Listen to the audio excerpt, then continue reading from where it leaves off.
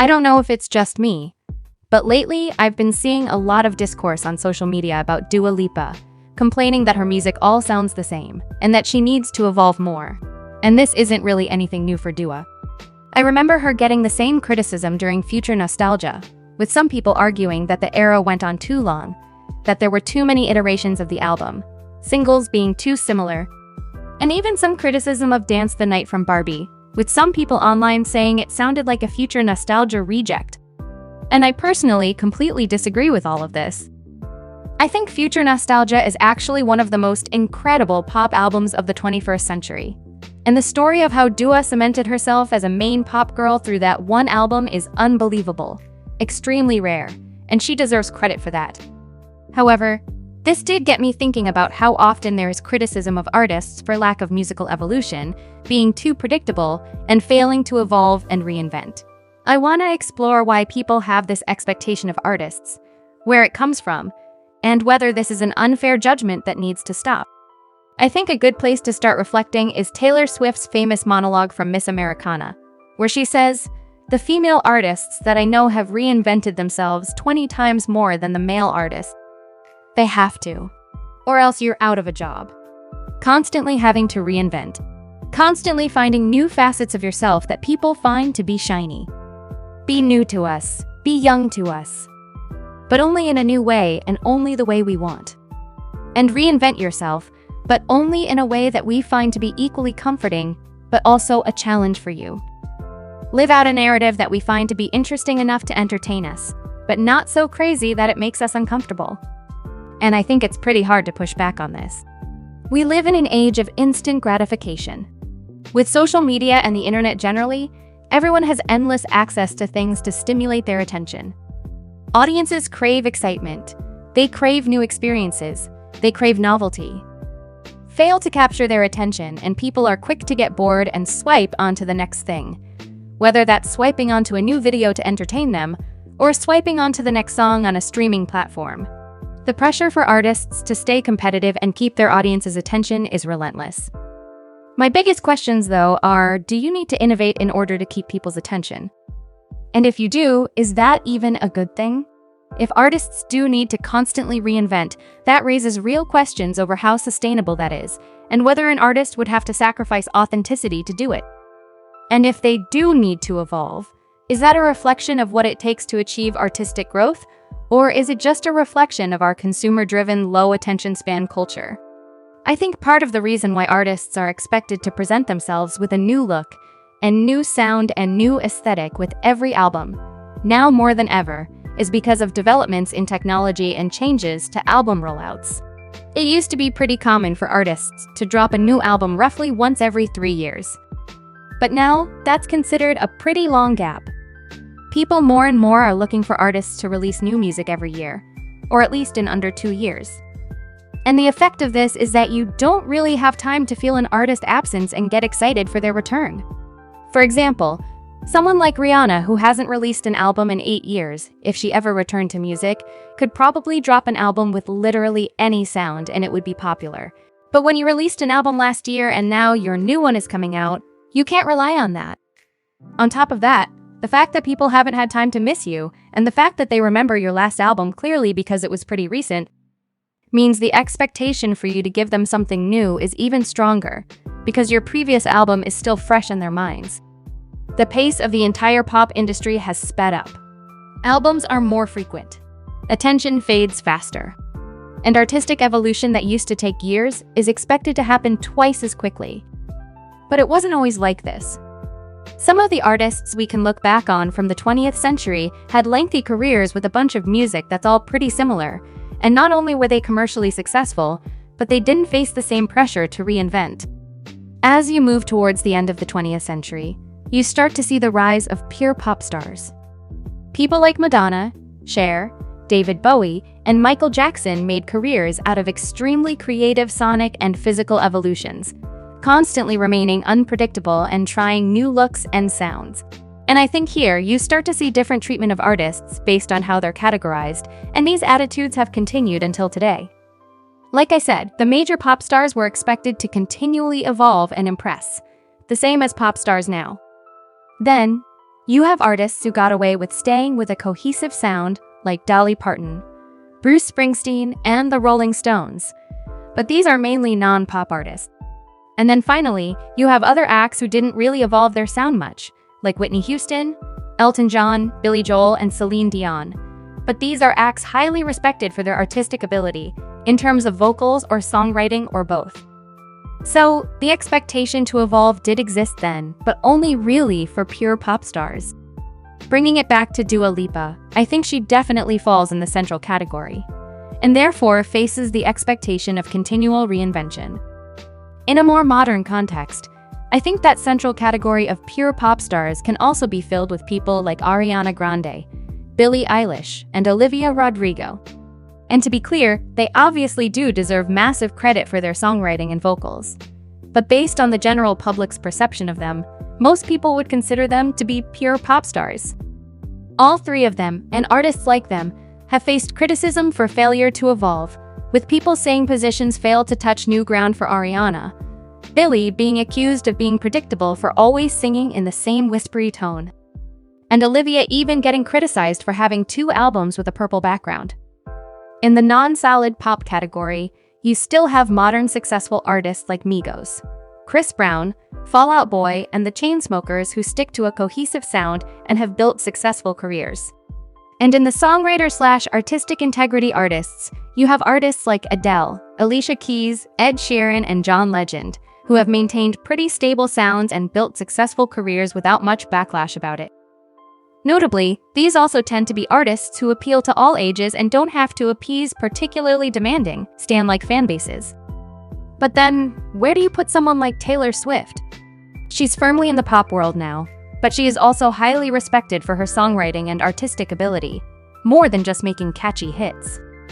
Particularly as a result of her 2020 albums, Folklore and Evermore, Taylor became highly acclaimed and respected by non-pop critics and listeners, making her categorization as a pure pop star a little questionable.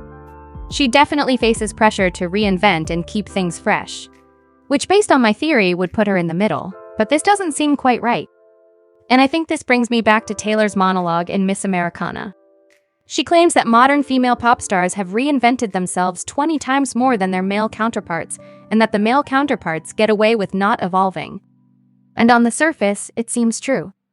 Like I said, female pop stars have faced endless criticism for even having 2 albums back-to-back that sound similar to one another.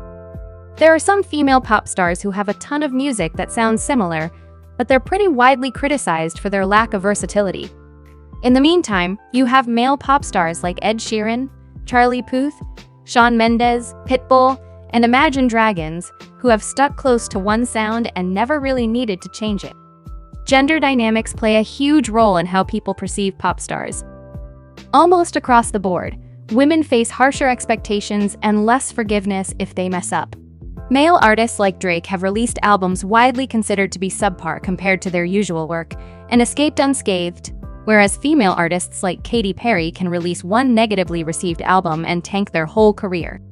Female artists will be criticized for predictability or being one-dimensional if they fail to evolve, but also get criticized for changing too much, or too quickly, whether that's in terms of their demeanor, or sound, or aesthetic. Male artists can continue their career easily until they're middle-aged. Female artists are expected to age out by then and face more criticism for still performing, even while their male counterparts do the same. To be clear, I definitely think there is a pressure on male artists to evolve. It just isn't as strong as the pressure on women. Not only does the general public demand that these artists constantly deliver something new, but a lot of people genuinely believe that in today's industry, artists need to evolve in order to maintain relevancy. But is this actually true? On a social level, the majority of pressure artists face comes from social media. But on a financial level, it's from their labels. And yes, labels might pressure artists to follow musical trends, like the 80s nostalgia trend over the last few years, but generally speaking, markets like stability. Labels don't like their artists to be so unpredictable that even the label doesn't know what they're going to do next. They don't like the possibility of an artist drastically changing their image, reputation, or sound within a short space of time. There is a certain predictability and safety that labels and markets look for that actually discourages evolution. And the general public likes that too. Think of literally any type of brand. One that sells cars, phones, clothing, anything. You want to know what you're buying and what you can expect. If a brand is constantly changing what they offer and their aesthetic, they won't maintain a loyal consumer base because they aren't loyally catering to a certain group of consumers. The same is true with singers. In order to maintain fans, the fans need to be able to some extent, enjoy every album. There has to be something linking an artist's entire discography to keep the same people coming back. Which is why some exploration of different sounds might be encouraged. But drastically jumping from genre to genre generally doesn't work. Think of an artist like Sam Smith, or anyone else who drastically changed their image. Not only does this risk alienating their original fan base, but the new sound and look is a risk that might not even generate new fans. And another aspect that discourages drastic change is touring, which is where artists make most of their income. It's a huge expense for labels, and they want to be sure that tickets will sell. It's also a huge expense for fans to buy tickets, and they want to be sure that they'll have a good time. So an artist having a setlist that is so diverse, where it's unlikely that many people will enjoy the whole show, probably won't sell a ton of tickets, and that benefits no one. And I think what this comes down to is natural artistic creativity. There are acts who genuinely change their sound over time. But what you find is that they're doing it regardless of public pressure or financial benefit. They're just doing it because that's the kind of artist they are. And this means they'll continue changing their sound even when they get backlash for it, or don't find as much commercial success. And these kinds of artists can be very interesting to follow, but not everyone is going to be like this, especially not in pop. Pop stans are incredibly focused on personality, probably more than the fans of any other musical genre. And this means reinvention time and time again in the pop world hasn't worked, because people like authenticity and relatability. They want to feel like they know an artist, and it's difficult to do that if the person is constantly changing. So many pop stars, I think including Dua Lipa, build a strong brand, stick to their image, are incentivized by their fans and their label, and the general public to do so, only to be met with the criticism that their music sounds too similar, and they're not exciting enough. And I think the conclusion from all of this is that the need to reinvent to stay relevant just doesn't really exist. Plenty of artists are successful without it. It's not some intrinsic fact of being a successful singer that you need to reinvent, but it is an intrinsic part of stan culture to expect it. Not only do we have a culture of constantly demanding more and more and more, but people also demand contradictory things that means artists will never be free from criticism. Pop stars are criticized for rebelling against their younger image, but criticized if they are deemed to remain too childish. They're criticized for being too generic, but criticized when they get too artsy and esoteric. They're criticized for taking too long to drop new music, but called money-hungry and desperate if they do it too quickly. Everyone is stuck in a catch-22 where nothing will ever be good enough. I think people just need to be forgiving and less demanding, and think about the psychological toll that this kind of pressure takes on artists. Many have spoken about the mental health struggles they went through under pressure to release new music, and I think there's a lesson to be learned from that. In the age of streaming, there is more availability of music than ever before. If you're looking for a certain sound, it's already out there and you can find it. You don't need to pressure one specific artist into providing it. The truth is, the music industry is actually more varied than people think. There are artists who constantly evolve, some who never do, and everything in between, and they can all be successful. The idea that reinvention is necessary or okay to expect is a myth, made up by people who think the only type of success is a new commercially successful album every year, with a stan following and a new sound and new aesthetics. And this just isn't the case. So you can let me know what you think, but in my opinion, this constant pressuring of artists should stop. We'll have to wait and see what Dua's third studio album is like, but if it's anything like her previous work, it'll be a pretty great album. And I guarantee all these people complaining about her recent singles won't have much to say if it is.